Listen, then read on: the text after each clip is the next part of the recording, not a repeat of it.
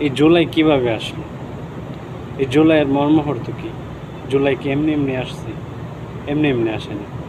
জুলাইয়ের প্রতিটা মুহূর্ত ছিল যে জেনজিদের জন্য সবচাইতে একটা বিপজ্জনক পরিস্থিতি। আজকে যদি আমরা ওই বিপজ্জনক পরিস্থিতিতে আমরা আমাদের লক্ষ্যে পৌঁছাতে না পারতাম, আজকে হয়তোবা আমাদের ম্যাক্সিমামই লোকেরা সবাই আয়না করে থাকতো।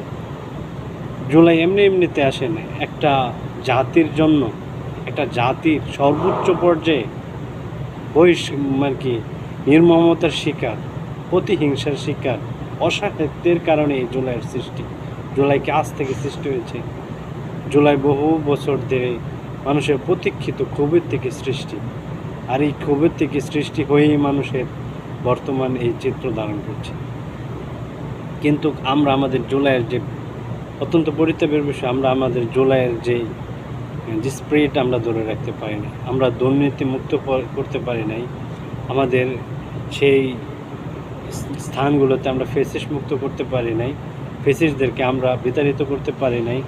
যেই ধরনের একটা গণজোয়ার ছিল সেটা এখন আর নেই। সুতরাং আমাদেরকে সবচাইতে যে জিনিসটা সবচাইতে পরিশুদ্ধ করতে হবে সেটা হচ্ছে আমাদের একাত্মতা। সেই যদি ফ্যাসিস্টদের মতোই আমরা আচরণ করি, তাহলে আমাদের জুলাইয়ের যে মর্মাহত, জুলাইয়ের যে স্পিরিট, যে হাজারো শহীদদের যে বিনিময়ের জুলাই অর্জিত হয়েছে, সেটা আমাদের বৃথা যাবে।